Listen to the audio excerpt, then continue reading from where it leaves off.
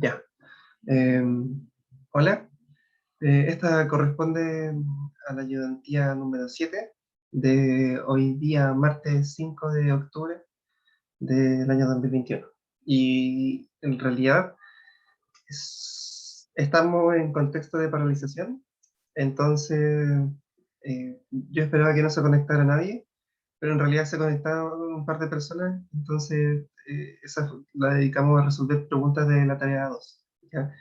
Pero igual quiero dejar este material como apoyo para más adelante, por si les sirve, porque explica conceptos sobre fuerza y torque magnético. ¿Ya? Bueno, no cambia.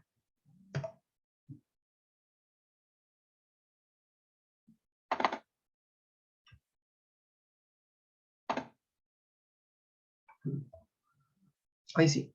Ya.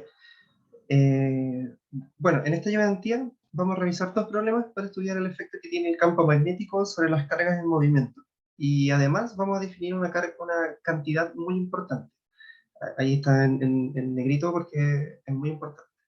Y tampoco los voy a spoilear lo que vamos a definir, pero es importante. Bueno, en esta ayudantía los conceptos importantes son los siguientes. Primero campo magnético, luego fuerza magnética, luego fuerza magnética sobre un conductor, después vamos a ver un problema de momento de torsión, de torque, y vamos a definir esta cantidad nueva que se llama momento dipolar magnético. ¿Ya? Entonces, lo primero que podemos hacer es un breve repaso en el que vamos a definir estos primeros 4 puntos: el campo magnético, la fuerza magnética, eh, el momento de torsión, y vamos a dejar el momento dipolar magnético eh, como la conclusión de esta ayudantía, como lo más importante que queremos aprender eh, ahora. Ok, entonces sobre el campo magnético, ¿qué podemos decir? Bueno, en realidad el campo magnético se parece bastante al campo eléctrico en el sentido en que nosotros lo podemos describir con líneas de fuerza, ¿cierto? Como cuando lo hacíamos con las cargas que establecían fuerza a su alrededor de forma radial. El campo magnético es cerrado, ¿sí? Y, y también se puede representar por líneas de fuerza, ¿sí? Aquí la diferencia, sí, es que la fuerza magnética que se establece en cada punto eh, es perpendicular a estas líneas de fuerza, ¿sí? Eh, Me refiero a esa perpendicular, o sea, perdón, claro, a esa perpendicular en ese punto de forma tangencial. Creo que eso es más específico. Es decir, eh, bueno, pero en realidad, ¿quién establece el campo magnético? Entonces, eh, un imán establece un campo magnético, ¿cierto? Y también lo establecen las cargas en movimiento.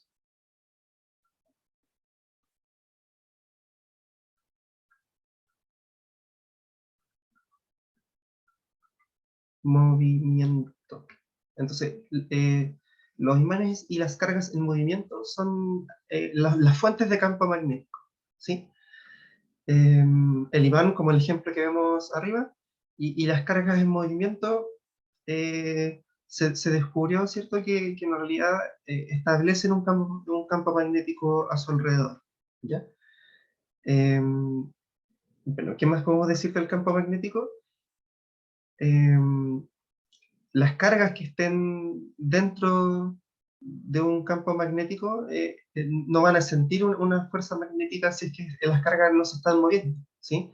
Entonces, antes, como por ejemplo, estudiábamos el campo eléctrico y queríamos medir el campo eléctrico, necesitábamos una carga puntual, una carga de prueba, y ubicarla en una posición respecto a la carga que nosotros queríamos medir el campo, ¿cierto? Entonces, claro, bastaba dejar la carga ahí y listo. Aquí no es lo mismo, aquí para medir el campo magnético no sirve solamente dejar la carga quieta, ¿sí? La carga se tiene que estar moviendo, tiene que llevar una velocidad, Y esa va a ser la que nos permite medir la fuerza del campo magnético. Al igual que como medíamos la fuerza del campo eléctrico en una carga quieta, en este caso vamos a necesitar una carga en movimiento. Porque quiero dejarlo bien en claro, ¿sí? Eh, entonces, eh, bueno, aquí no voy a poner nada. Lo siguiente sería estudiar la fuerza magnética, ¿sí? Justamente como lo estudiábamos con el campo eléctrico, el ejemplo que les di recién, vamos a necesitar una fuerza para poder determinar el campo magnético, ¿sí? Antes, cuando estudiábamos campo eléctrico, esa fuerza eléctrica, ¿cierto? La podíamos encontrar como el campo, ¿cierto? Multiplicado por la carga que establecía, o sea, perdón, la carga de prueba que nosotros estábamos mirando, ¿sí? Porque la carga que establecía el campo, esa información ya estaba dentro del campo eléctrico. Ok, pero ahora en la fuerza magnética, ¿cómo es? ¿Podré decir lo mismo? ¿Podré decir algo de esa forma? Y lo cierto es que la verdad es que no es tan así. Y lo siguiente se descubrió de forma experimental, ¿de acuerdo?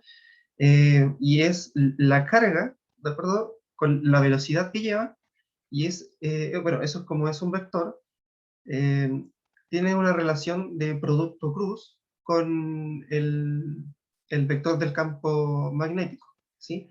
Entonces, el vector de fuerza magnética, en realidad es un vector que es perpendicular al vector de velocidad que lleva la carga y, y el vector de campo que hay alrededor de la carga que se está moviendo, ¿ya? Esta es la definición de la fuerza magnética, ¿sí? Ahora, en general, nosotros no trabajamos con una sola carga puntual. Para la tarea 2 sí. La pregunta 2 es una carga puntual que hay que estudiar su movimiento bajo esta ecuación, ¿sí? Em, pero, en general se tienen muchas cargas, y muchas cargas que se desplazan a través de un conductor, ¿cierto?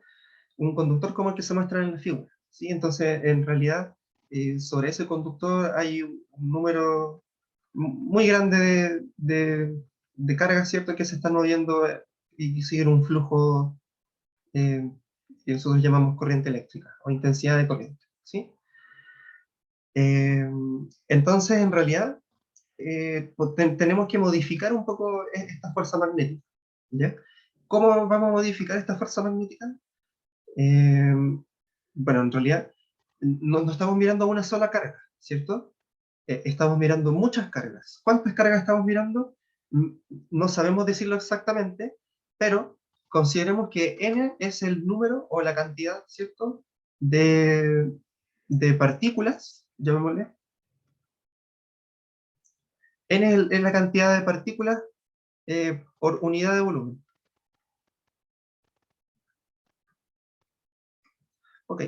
Luego, sabemos que el volumen del objeto que estamos mirando, en este caso que es un conductor cilíndrico, para simplificarlo, ¿cierto?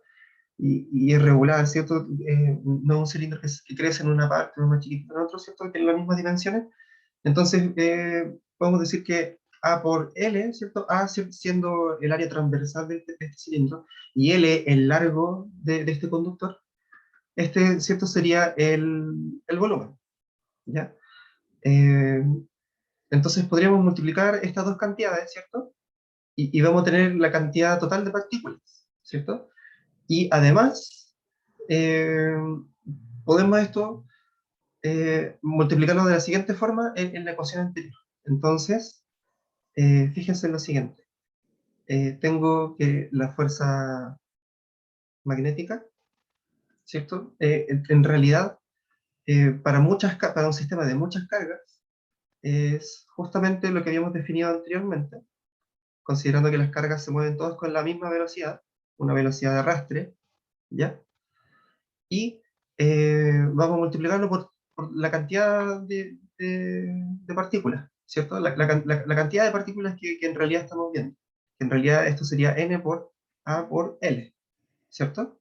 Bueno, Una vez que ya tenemos esto, podemos reordenar un poco esta ecuación y notar lo siguiente. Eh, Hay una cantidad aquí que llama mucho la atención, ¿sí? Y la cantidad a la que me refiero es la siguiente. Eh, Esa es n por a por q por la velocidad de arrastre. Entonces, esta cantidad es importante. ¿Por qué? Porque esta es la corriente, ¿de acuerdo? Y claro, a lo mejor suena que me lo estoy sacando muy del bolsillo, pero tratemos de analizarlo.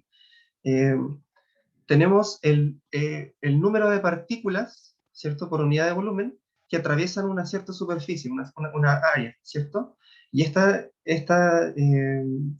número de partículas que atraviesa esta superficie tiene una carga, ¿cierto? Una carga Q. Por eso la estamos multiplicando por Q.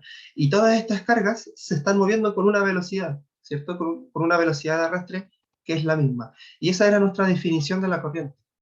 Era la definición que el profesor les dio en clases y que en algún momento en la ayudantía anterior también lo vimos.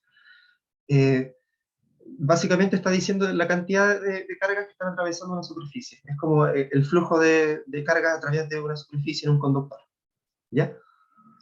Entonces, en realidad, ¿qué es lo que nos queda? Que la fuerza magnética es en un conductor, ¿sí? A lo mejor eso debería especificarlo. Entonces, en un conductor,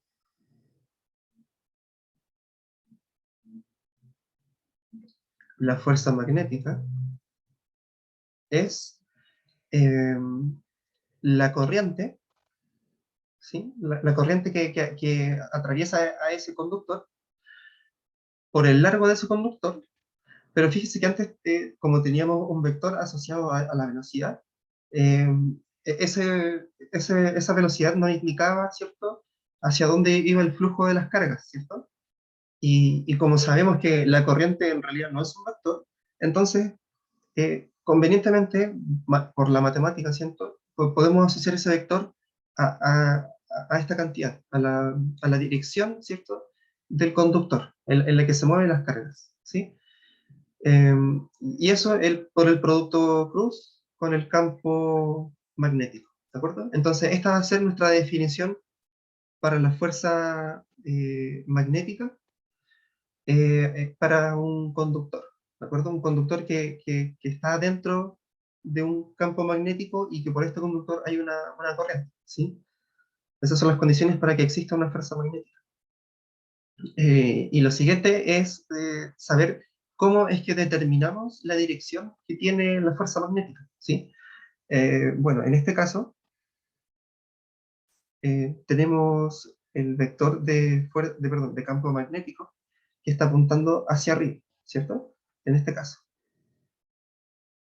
Y de forma perpendicular, ¿sí? Porque estamos trabajando de manera ideal, hay una corriente eléctrica que se va para esa dirección, ¿sí? Ok, entonces, aquí está asociado, ¿cierto?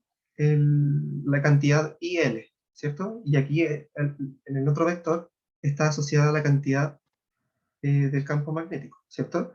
Entonces, si hacemos el producto cruz, según la regla de la mano derecha, ¿cierto? Entonces, el vector de la fuerza magnética debería ir para allá. Bueno, ese me fue el mejor color. Vamos a poner uno azul. Entonces, es para allá, de manera perpendicular a las otras dos. Y ahí va a estar la fuerza magnética. ¿Ya? Eso es siguiendo la regla de la mano derecha. A lo mejor podría dibujarlo, a ver. Ya, sí. Entonces, para allá iría el dedo guatón y para allá irían todos los dedos, ¿cierto? Estirados. Entonces yo hago lo siguiente.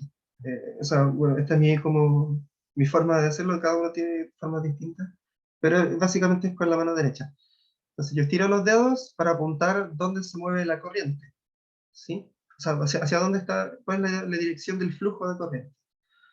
Luego, esos dedos como los puedo, como aquí tengo huesos para doblar los dedos, ¿cierto? Puedo levantar esos dedos, ¿cierto? Y apuntar al campo magnético, ¿cierto? Entonces, si puedo hacer eso con los dedos estirados, ¿cierto? Y después con los dedos recogidos, entonces significa que estoy bien, estoy en la dirección correcta, y por lo tanto mi dedo pulgar, ¿cierto? Va a ser la fuerza magnética. Esa es mi forma de ver la mano derecha. También hay gente que con los dedos de esta forma, pero a mí me gusta girar la mano, ¿ya? Y tener el dedo así, para poder decir hacia dónde está la fuerza. Pero claro, cada uno tiene su forma y yo les recomiendo una nomás, dentro de las que hay. Bueno, lo siguiente para seguir avanzando es repasar sobre el momento de torsión. El momento de torsión es una forma más formal de llamarle al torque. Dije muchas veces forma formal, formal ya. Bueno, el torque, si lo recuerdan, tiene una definición bien interesante. También es un producto cruz entre dos vectores, ¿cierto? Es el producto cruz entre el vector que define la posición donde se aplica la fuerza, ¿cierto? R, cruz, el vector de fuerza, ¿cierto? F. Ahora, lo interesante de esta notación es que también sabemos que esto tiene, se puede escribir de esta forma, R por F, ¿cierto? Siendo las magnitudes por el seno del ángulo que se forma entre estas dos cantidades, ¿sí? En este caso, debería ser phi, que es este ángulo que está aquí, ¿sí? Porque yo estoy proyectando aquí el R. Entonces, en realidad, sí, sería ese phi, ¿ya? Eh, ¿Qué es lo interesante también? Que esta es una cantidad, ¿cierto? Que da cuenta del giro que una fuerza aplicada, ¿cierto? Con un cierto ángulo respecto al eje de giro, que en este caso es O, provoca un giro, ¿cierto? Es una fuerza que provoca un giro. Y no es solo una fuerza, sino que es una fuerza aplicada en un cierto punto respecto al eje de giro, ¿sí? Entonces, esas propiedades o ese conjunto de propiedades o de condiciones generan torque, ¿sí? O momento de torsión, eh, la tendencia de un cuerpo a girar, ¿de acuerdo? Entonces, si nosotros tenemos un problema en el que vemos esto, que se aplican fuerzas que no se aplican sobre el eje de giro, sino que lejos del eje de giro, probablemente generan un momento de torsión, ¿sí? Este es el ejemplo clásico de una herramienta, pero ya lo vamos a ver aplicado en un problema de fuerza magnética, ¿ya? Ya, voy a seguir avanzando. Entonces, el primer problema para esta ayudantía es calcular la fuerza sobre un conductor. El problema es el siguiente. El campo magnético B, ¿cierto? De que está en la figura, es uniforme y perpendicular al plano de la figura, ¿ya? Apuntando hacia afuera. Aquí la notación que aparece, esos puntos que se repiten mucho en la figura, indican que el campo es uniforme y es perpendicular al plano que estamos mirando nosotros y es hacia afuera, ¿ya? Si fuese hacia adentro, es el caso que se muestra aquí, ¿de acuerdo? Y ahora les voy a explicar por qué cambiamos esa notación. Porque eh, cómo nosotros miramos algo que está en un plano, pero no lo podemos mirar porque sale del plano de forma perpendicular, y nosotros estamos mirando también de forma perpendicular. Entonces en realidad lo vemos como un punto, ¿cierto? Pero claro, si lo miramos con un cierto ángulo, si vamos corriendo la cabeza, podemos ver que en realidad tiene una longitud apreciable, ¿cierto? Solo que en el ángulo en el que lo estamos mirando no se ve. Entonces, cómo lo diferenciamos de si apunta hacia adentro o si apunta hacia afuera? Ocupamos esa notación.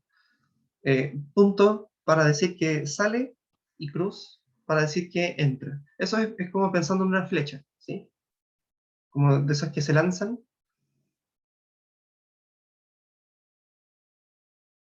Entonces, si alguien mira desde aquí, ¿cierto? Va a ver esto, ¿cierto? En cambio, si mira desde este otro lado, ¿cierto? Este es uno, va a mirar este otro. Ya para que quede claro, lo voy a dibujar aquí.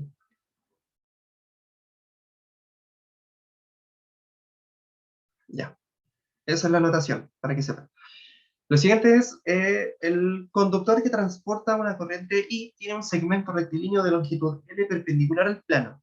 Es justamente este segmento que es perpendicular al plano, no lo podemos ver, pero que sabemos que su corriente de alguna forma entra hacia el plano. Entonces, por eso vamos a usar esa notación con la parte de atrás de la flecha, ¿cierto? Entrando hacia el plano. Eh, y tiene una longitud L. Eh, como dice ahí, con sentido opuesto a B. Por eso es que apuntamos hacia adentro. Seguido de un semicírculo de radio R, y por último, otro segmento rectilíneo con longitud L paralelo al eje X, ¿ya? Entonces tenemos el segmento inicial, que vamos a llamar segmento 1, este de aquí, el segmento curvilíneo, que vamos a llamar segmento 2, y el segmento recto, que vamos a llamar segmento 3, ¿ya? Ok. Eh, y esa es la información que nos dan. Entonces, ¿qué nos dicen? Obtenga la fuerza magnética total sobre el conductor. Bueno, entonces, como siempre hemos discutido, por superposición, tenemos que dividir este problema en hallar la fuerza que hay sobre el segmento 1 del conductor, después sobre el segmento 2 y después sobre el segmento 3. Y después sumar todos los segmentos, ¿sí? Quiero dejar eso aquí para que quede claro desde un principio. Entonces, la fuerza total va a ser la fuerza sobre el segmento 1, así le vamos a llamar.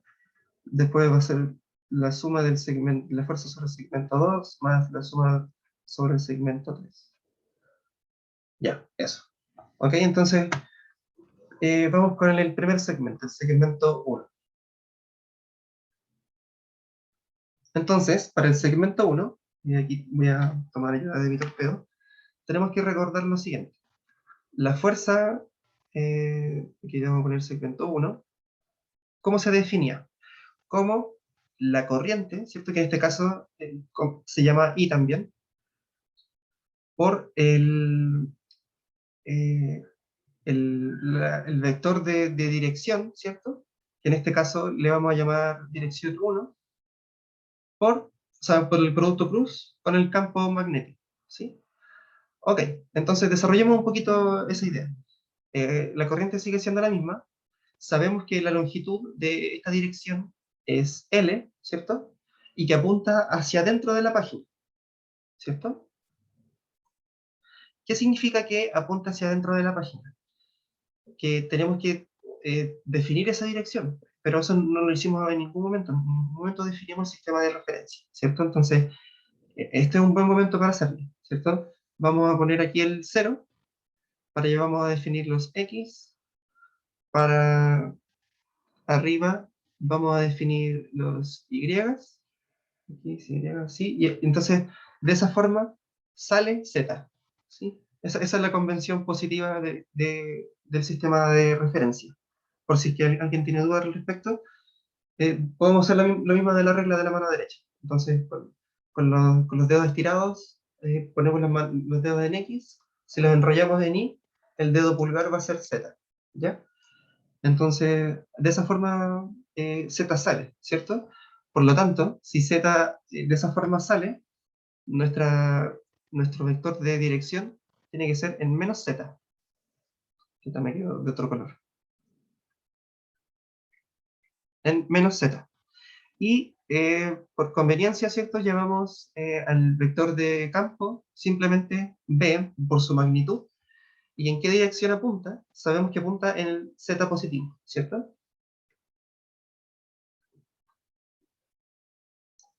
En Z. Ok, entonces aquí resulta algo rápido. El producto cruz de dos vectores que están sobre el mismo eje, ¿cierto? Eh, resulta ser nulo, ¿cierto? Entonces, inmediatamente podemos decir que esto es cero vectorial. Y la fuerza sobre el segmento 1 es nula. No hay fuerza sobre el segmento 1. Eso es lo que queremos decir. ¿Ya? Entonces, ok, tenemos listo el segmento 1. Vamos con el segmento 2. Ya. Recuerden que el segmento 2, ¿cierto? Era el segmento rectilíneo, o sea, perdón, el curvilíneo, que tenía radio R respecto a nuestra eje de referencia. Para apoyarnos de esto, de esa, perdón, este segmento, vamos a aislarlo un poco y vamos a notar que si hacemos la fuerza magnética, ¿cierto? Usando la regla de la mano derecha, considerando, ¿cierto? Eh, la corriente por el largo, o sea, por la dirección, por el campo, ¿cierto? Eh, Usando la regla de la mano derecha, podemos recorrer todo el segmento curvilíneo y notar, ¿cierto?, que en cada punto en el que nos paremos, la fuerza magnética va a ser de esa forma, va a ser radial, ¿sí? Cada vez que nos paremos en un punto, veamos la corriente, ¿cierto?, en esa dirección, ¿cierto? Y, y el campo, que en este caso sabemos que está saliendo, entonces, por producto cruz, ¿cierto? El campo está, o sea, perdón, la corriente sale, el campo, o sea, perdón, la corriente baja, el campo sale, y miren mi dedo apunta hacia la forma radial, ¿cierto? Hacia allá. Entonces, de esa forma justifico que en todos los puntos R es radial hacia afuera, ¿cierto? Y para eso me quiero apoyar un poco, espero que no se molesten, de las coordenadas polares, ¿ya? Entonces aquí vamos a llamar la dirección radial, que depende del ángulo, ¿cierto? Que se va a formar con respecto al eje X, ¿cierto? Sabemos que aquí se forma un ángulo, pero ese ángulo es variable. Entonces, en realidad, ese vector radial también va a ser variable. Y por supuesto, vamos a tener el vector que indica esa variabilidad, que va a ser el vector del ángulo, el vector θ, ¿sí? Que va a ser perpendicular a este vector radial y también va a ser tangencial a la circunferencia, ¿ya? Ok, ¿para qué digo todo esto? Porque ahora tenemos que plantear la ecuación, ¿sí? Sabemos que un elemento diferencial de fuerza del segmento 2, ¿cierto? Se puede definir, me refiero por si acaso a esto, esto es un elemento diferencial de fuerza del segmento 2, ¿sí? Porque en cada uno hay un elemento de fuerza, entonces yo quiero saber cuál es la fuerza total sobre este segmento, ¿cierto? Ok, entonces cada uno se puede definir como la corriente que atraviesa ese segmento por el elemento diferencial del segmento por el campo, que es constante, ¿cierto? Entonces, eh, bueno, esto es I, ¿cierto? Eh, bueno, no quiero adelantarlo, solo quiero que primero hagamos la integral para darnos cuenta que para encontrar la fuerza total tenemos que integrar. ¿Y qué es lo que estamos integrando? Eh, la corriente, como una constante, puede salir, entonces estamos integrando este producto cruz del diferencial de largo por esa cruz, el campo magnético, ¿ya? Entonces, ¿qué es lo que sigue? Tenemos que redefinir este diferencial de largo. Entonces, como estamos hablando de una sección circular, es el radio, ¿cierto? Por el elemento diferencial de ángulo, ¿cierto?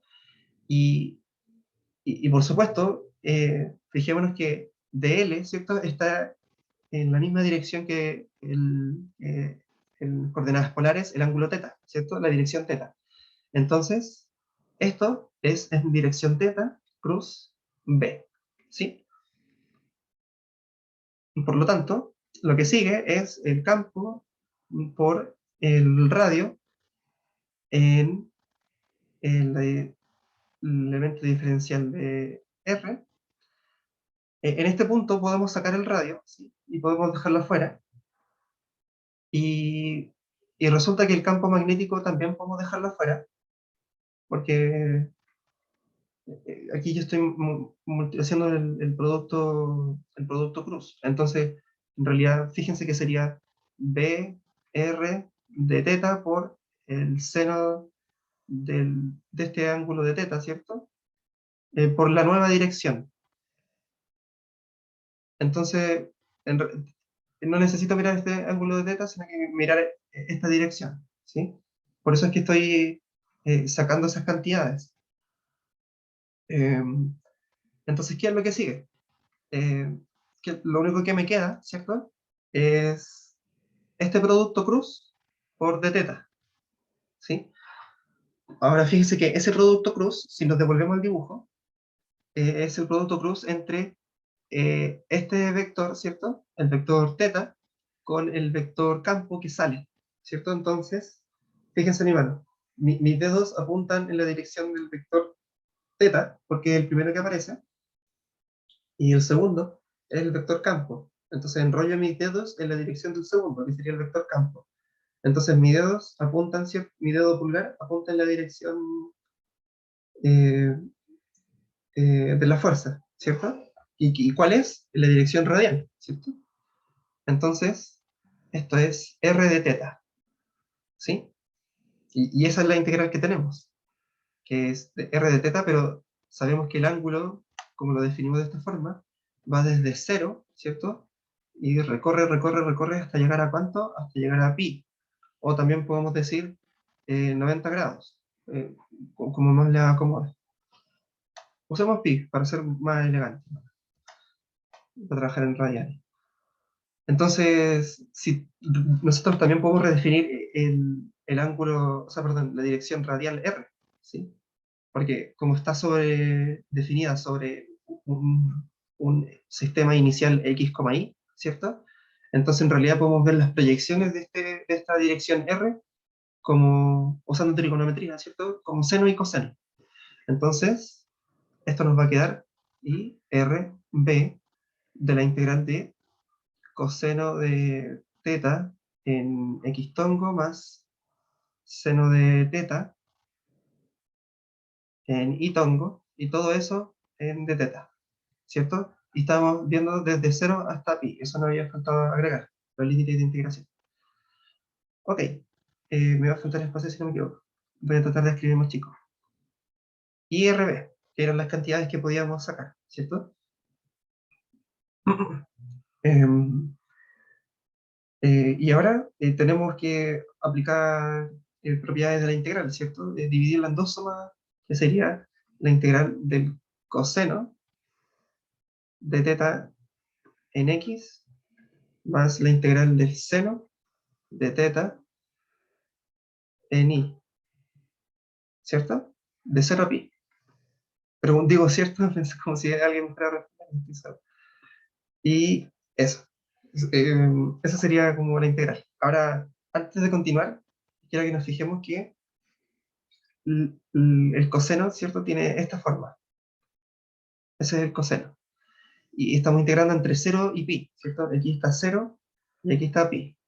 Entonces, toda esta parte es positiva, todas estas partes negativas se anulan, ¿cierto? Entonces, inmediatamente sabemos que esa integral es 0. Pero no ocurre lo mismo con el seno, ¿sí? Porque el seno, en cambio, eh, es de esta forma, ¿cierto? Entonces, aquí está pi, aquí está 0 y todo de aquí es positivo. Entonces, sí, eso no es 0, sí, sí tengo que integrarlo, ¿sí? Ahora, ¿cuál es la integral del seno? Es menos coseno, ¿cierto? Entonces, esto es I R B por el menos coseno, ¿cierto? Que es la primitiva que estamos buscando, de teta evaluado en 0 y pi, ¿cierto? Ahora, evaluado en pi, ¿cierto? Es menos 1, pero como está multiplicado por menos 1, sería 1. Y evaluado en 0 es 1. Pero como hay un negativo multiplicado por otro negativo, sería más 1. Para que quede más claro, sería menos coseno de pi menos coseno de 0. Entonces, claro, eh, menos 1 por menos 1 por menos 1 me va a dar 1 aquí, y menos 1 por menos 1 también me va a dar 1, ¿cierto? A eso me refería. Y por lo tanto, finalmente, la fuerza aquí es 2 veces I por R por B. ¿En qué dirección? Buena pregunta, ¿cierto? ¿En cuál dirección? En la dirección I, ¿cierto? Porque es la dirección que nos queda. En la dirección vertical, ¿sí? Y claro, tiene sentido, porque si sumamos todas las contribuciones, como es simétrico, ¿cierto? La parte de aquí y la parte de aquí, ¿cierto?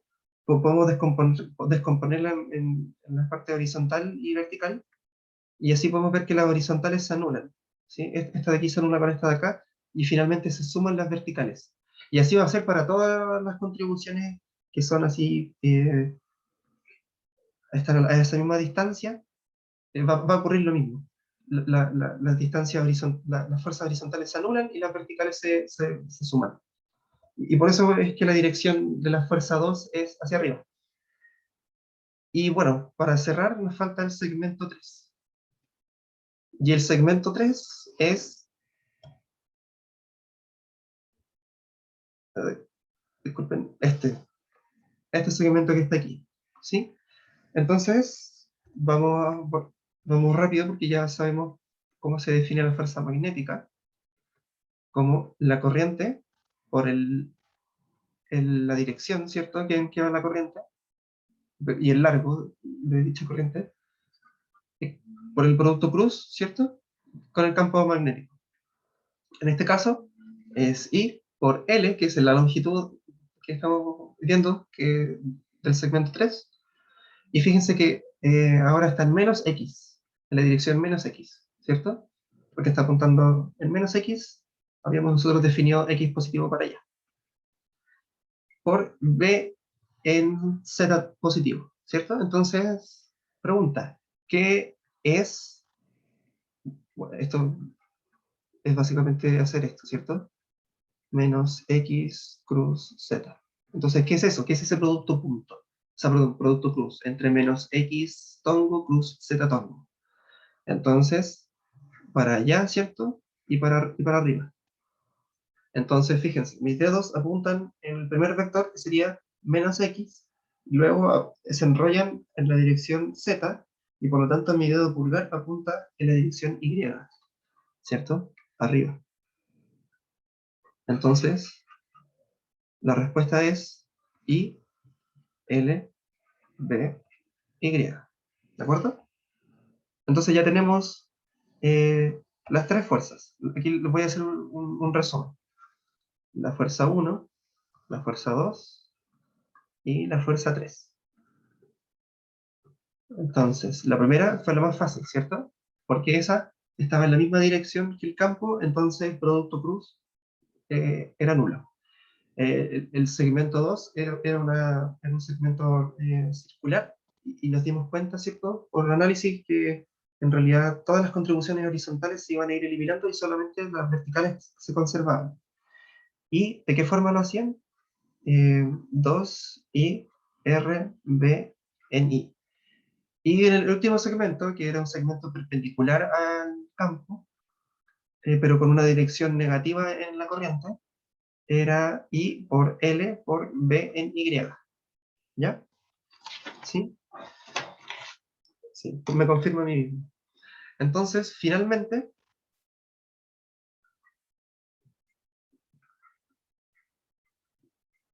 nosotros que estábamos buscando la fuerza total, ¿cierto? Y esa era la suma de estas tres, ¿sí?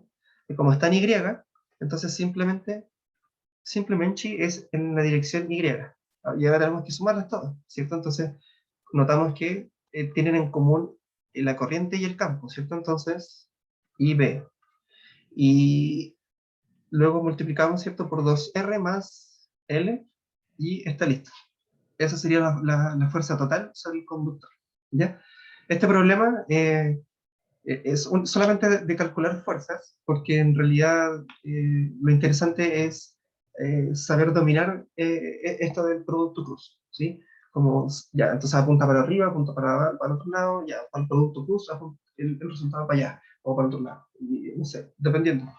¿Sí? Y claro, tiene segmentos tiene tres segmentos que son distintos para ponerse en tres casos diferentes. Dentro de un campo constante, ¿qué pasa si tengo un conductor así, si tengo un conductor así y si tengo un conductor de esta otra forma? Entonces, eso es lo interesante de este problema, que revisamos tres formas distintas de ver la fuerza dentro de un campo constante, uniforme. ¿Sí? Y luego aplicamos superposición, que es algo que hemos visto durante todo el discurso. Vamos con lo siguiente, que sería el problema 2, que es un poco más complicado y en realidad ahora tengo que dibujar mucho, así que espero no demorarme mucho. Es sobre torque sobre una espira, ¿ya? Y lo que queremos ver ahora, lo que les vamos a revisar es el dipolo magnético. ¿Ok? Entonces, consideremos una espira.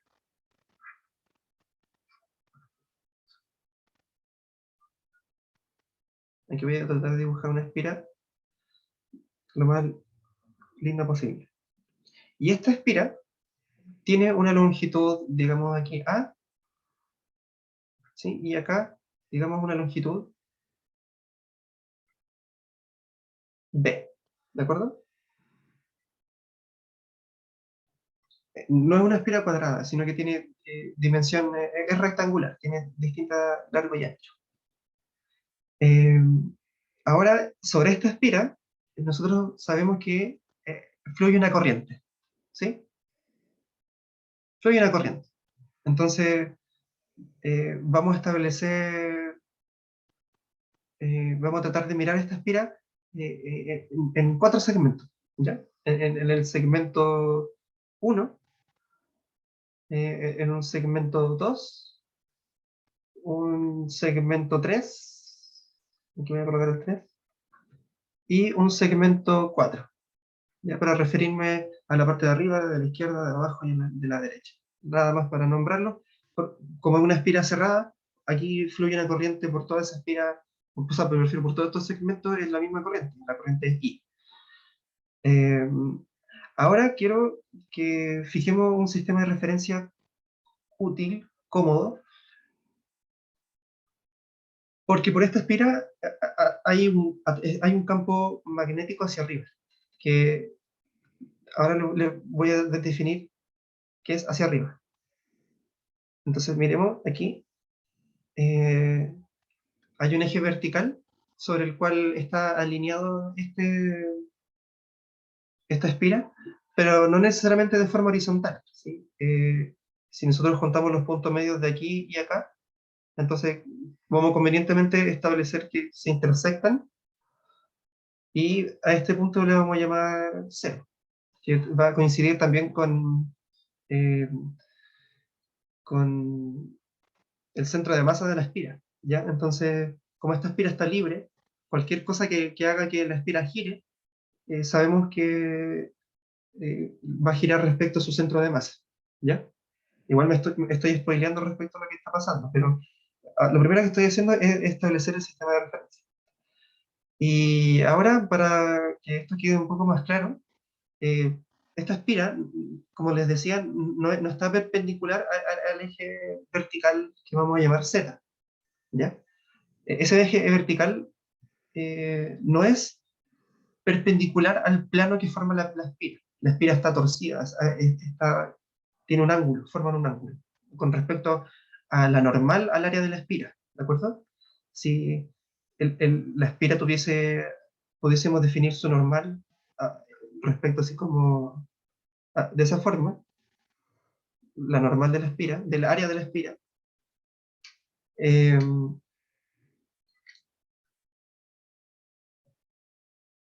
voy a colocarle así, A es igual a por B en la dirección de la normal, ahí sí. Entonces, aquí se forma un ángulo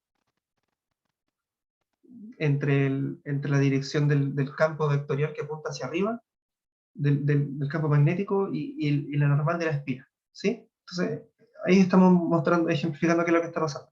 No está de forma perpendicular, sino que claro, no están alineados esos dos vectores, sino que la espira está un poco rotada, ¿ya? Y rotada respecto a este eje que vamos a llamar Y, ¿sí?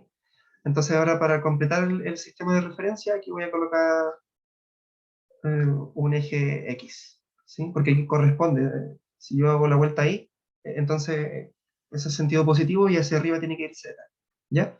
Ok, eso, sí, eso es todo. Eh, Ahora, fíjense que como estamos, como tenemos corrientes que están dentro de un campo magnético, estas corrientes, el conductor va a sentir una fuerza magnética, ¿sí? No quiero que todavía entremos en definir cuál es la fuerza magnética como cantidad específica, pero sí quiero que dejemos en claro hacia dónde apunta, ¿ya? Y para eso vamos a usar la regla de la mano derecha. Entonces, recordemos que eh, era la corriente por el largo, ¿cierto? Cross el campo, ¿cierto? Entonces, en este caso, como la corriente va para allá y el campo va para arriba, ¿cierto? Entonces, ¿hacia dónde tiene que ir la dirección de ese producto cruz? Fíjense, la corriente está en menos z, o sea, perdón, en menos y. Entonces, en menos y, enrollo los dedos hacia z y mi dedo pulgar está apuntando hacia x negativo. Entonces, la fuerza magnética ahí sería para allá en menos x. ¿De acuerdo? Y en consecuencia, al otro lado, si nos fijamos bien, eh, mis dedos, ¿cierto?, apuntan en la dirección de la corriente, y si los enrollo con respecto al campo magnético, entonces el dedo pulgar está apuntando en la dirección de X positivo, ¿sí? Entonces esta la vamos a llamar f de X positivo, ¿ya? Por otra parte, están otras fuerzas que son las que ocurren en el segmento 2 y 4. Ahora, ¿qué ocurre con estas fuerzas? Fijémonos que hacemos el mismo ejercicio. Podemos apuntar con los dedos en el sentido de la dirección de la corriente, luego apuntar o sea, enrollar los dedos hacia el campo magnético, y vamos a darnos cuenta que nuestro dedo pulgar, en este segmento, apunta en el sentido negativo del eje Y, por eso le vamos a llamar menos f de y. Y en este otro segmento, si hacemos el mismo ejercicio de la regla de la mano derecha, vamos a hallar f de y positivo, ¿ya? Ahora fíjense, hay una diferencia entre ambos pares de fuerzas. Voy a encerrar primero este par de fuerzas que quiero que miremos, este con este. Ese par de fuerzas está ejercido sobre la espira en un mismo eje que está atravesando el centro de masas, ¿cierto? Entonces, en realidad, ese par de fuerzas de partida tienen la misma magnitud y no generan ningún torque, ¿cierto? Porque están aplicadas sobre el eje que une ambas fuerzas y además atraviesa el eje de rotación, ¿cierto? O sea, el centro de masa. En cambio,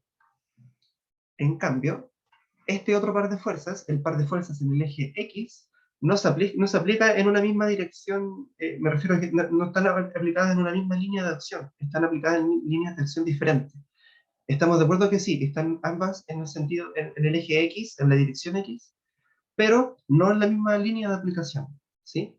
Y por lo tanto, esto sí genera un torque, ¿de acuerdo? ¿Y cuál es el torque que genera? Moviendo la normal de esta espira hacia el vector de campo magnético. Esa es la forma en la que está haciendo que eh, este momento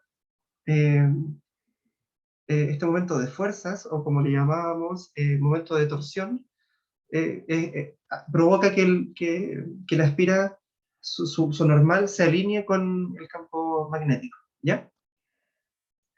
Ok. Eh, Dicho eso, ahora quiero que hagamos una vista de perfil de este problema, y nos vamos a ubicar aquí. Este es como el ojo que vamos a tener, y vamos a mirar el segmento 2, ¿de acuerdo? Entonces, si miramos el segmento 2, vamos a tener algo de esta forma. Hacia allá está el eje X, ¿cierto? hay una corriente que atraviesa en esa dirección, ¿cierto? Hacia abajo. Aquí sale y aquí entra, ¿cierto? Entonces, ¿qué otra cosa sabemos? Ah, que acá hacia arriba está apuntando el campo magnético y también está la dirección Z. Y para allá está apuntando el vector A, que déjenme definirlo por favor. El vector A es el vector área de la espira, que se define como en magnitud el área de la espira y en dirección la normal de la espira. ¿Sí? Ahora, ¿cómo elegimos la normal? Usando la regla de la mano derecha.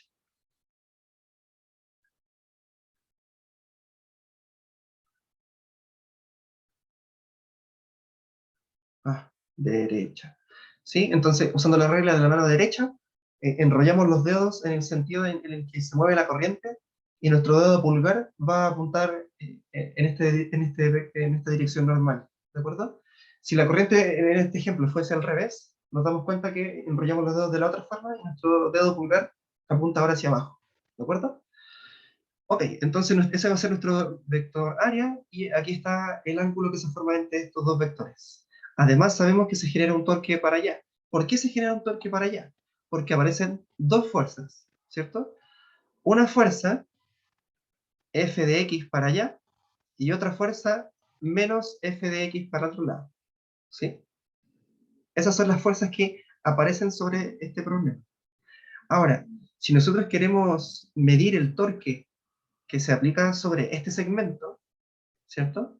Sería interesante que midiésemos el torque, ¿cierto? Si a este le llamamos segmento 1, pensando, ¿cierto? Que estamos mirando el segmento 2 de perfil, entonces el de arriba el segmento 1 llegando y el de abajo el segmento 2 saliendo, o sea, el segmento 3 saliendo, ¿cierto? Entonces tenemos que calcular el torque en el segmento 1 más el torque en el segmento 3. ¿De acuerdo? Eso es el torque total sobre este sistema que estamos mirando en esta lista de perfil. ¿Ya? Eh, Ahora, ¿cuál es el ángulo? ¿Cuál es el ángulo que se forma aquí? Notemos lo siguiente, si yo cierro aquí, puedo formar un ángulo de 90 grados, ¿cierto? Y aquí un ángulo beta, que va a ser 90 menos θ, ¿cierto? Luego, si proyecto este ángulo acá, aquí voy a tener 90, ¿cierto? Y como el vector A es perpendicular al segmento 2, entonces esto también es 90 y en consecuencia esto tiene que valer beta. Por lo tanto, esto vale teta, y si yo proyecto este segmento, aquí también hay teta, ¿ya? Entonces, eh, ya encontramos el ángulo que se forma entre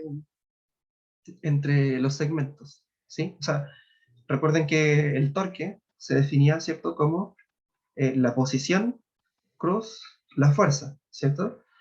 Y eso en realidad era R, F, por el seno del ángulo, y es la dirección perpendicular a los otros dos, ¿cierto? A R y a F.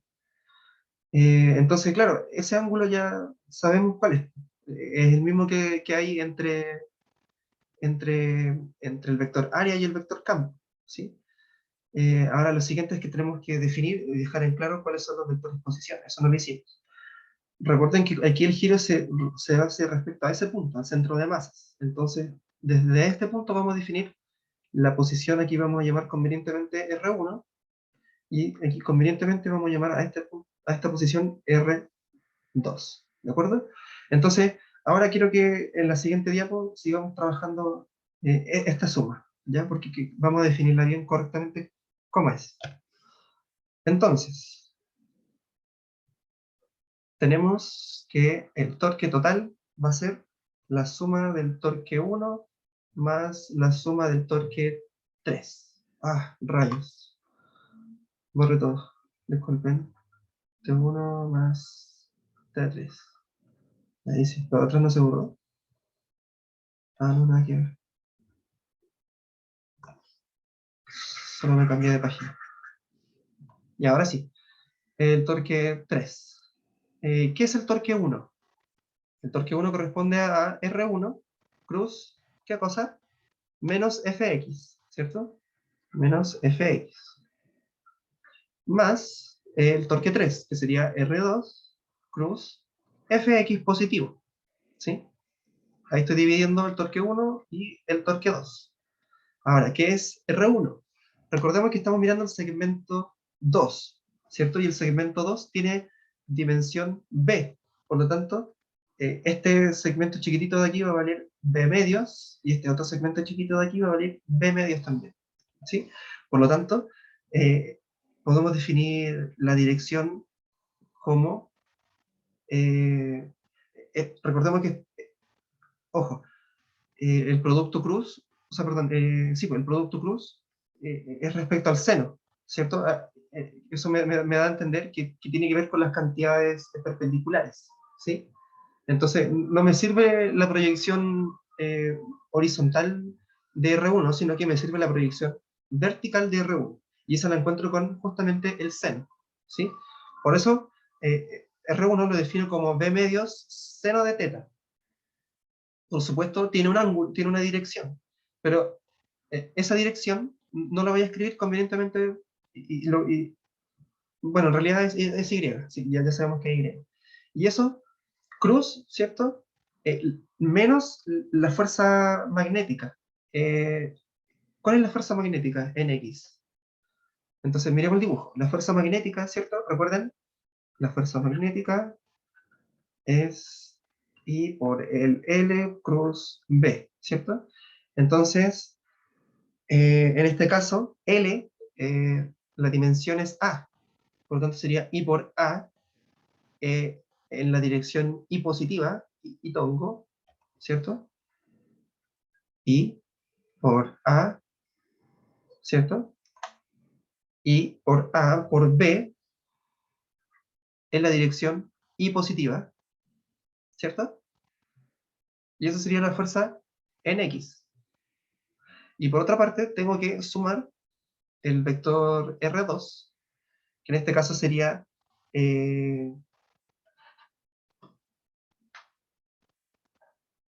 ¿cómo sería en este caso?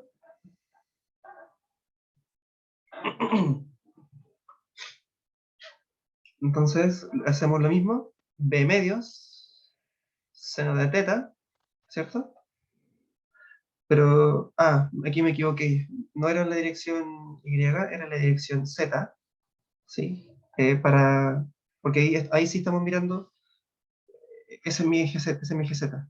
Ahora Y está saliendo de la, está, está entrando a la página Y, por eso me confundí ahora, porque estamos mirando el segmento 2, disculpen.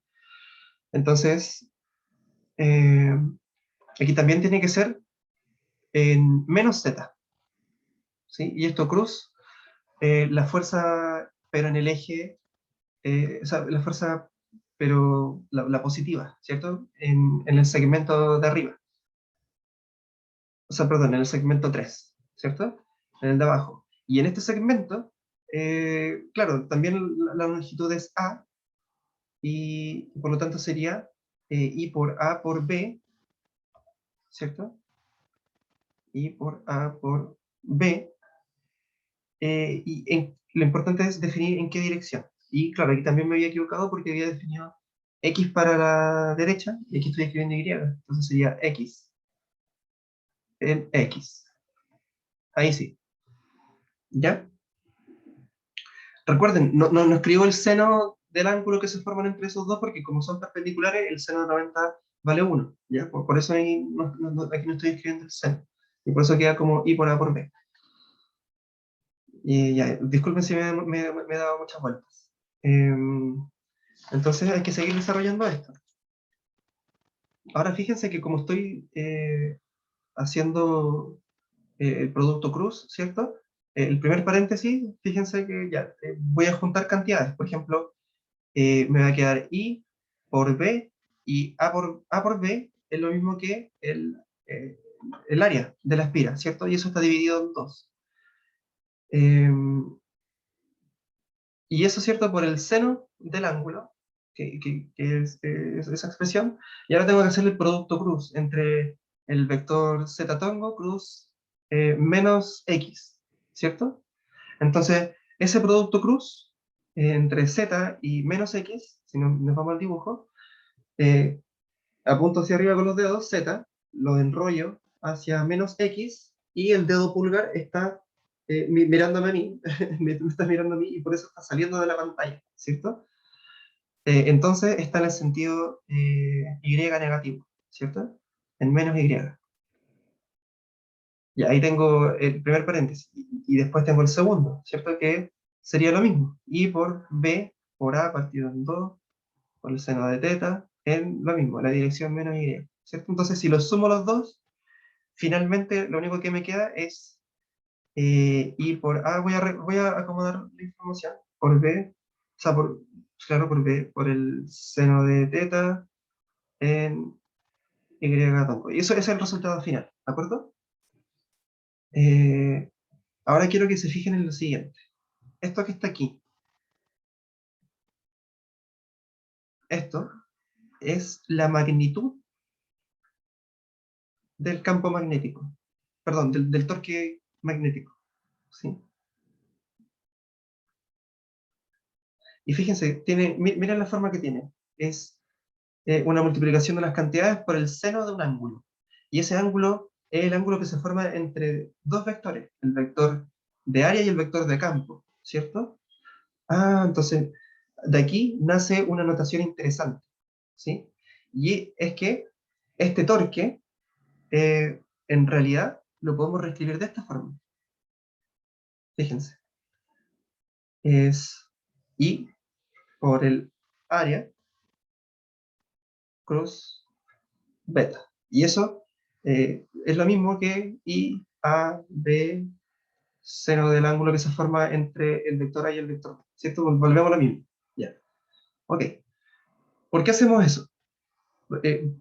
Parece un arreglo como rebuscado, muy conveniente, pero tiene la gracia de que esta nueva forma de definir el torque no necesita determinar cuál es la fuerza magnética, que fue lo que hicimos antes, que fue verla desde un lado y determinar la fuerza hacia un lado, después la fuerza hacia el otro, y calcular el torque usando R cruz F, ¿cierto?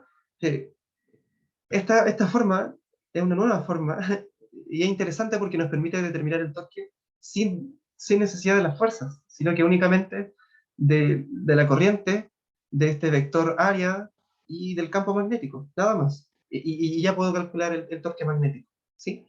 Entonces, eh, esa es la gracia, y lo interesante además es que esto es lo que vamos a llamar, redoble de tambores, momento dipolar magnético.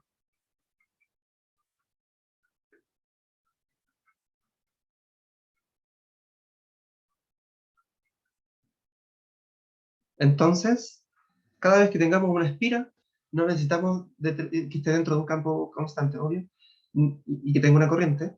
No necesitamos determinar cuál es la fuerza que hay sobre la espira dependiendo de qué parte la estamos mirando. En realidad, simplemente necesitamos determinar cuál es su momento dipolar magnético, ¿cierto? Y el momento dipolar magnético se define así, como mu, ¿sí? Y una cantidad vectorial. Y fíjate, o sea, fíjense, que es una ponderación del vector área, ¿cierto? Recordemos que el vector área en este caso era A por B por la normal, ¿ya? Para que quede más claro.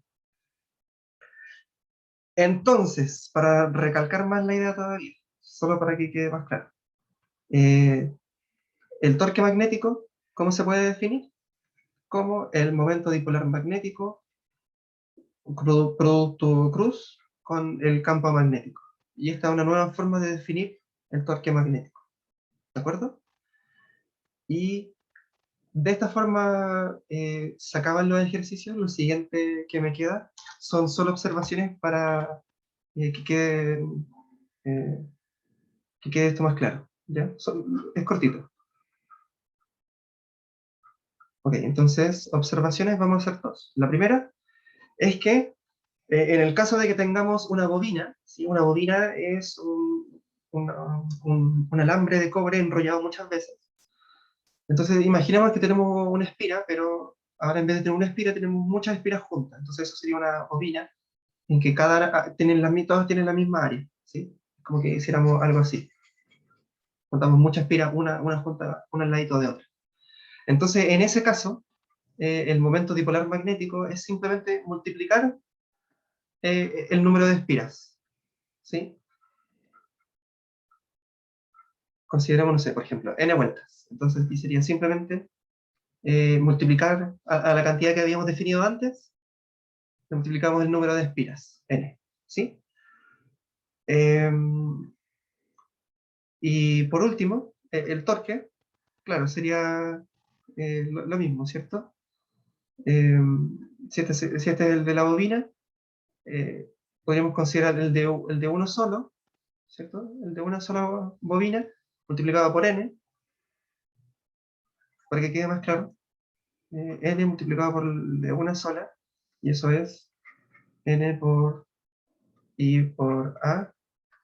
Entonces esto sería lo mismo. Cruz el campo. ¿Ya? Eso, en caso de que no haya solamente una espira, sino que haya muchas espiras juntas como una bobina, ¿de acuerdo? Como un solenoide. Y la siguiente observación es que esto tiene asociado una energía, esto me refiero al dipolo magnético, hay una energía potencial, ¿sí? Energía potencial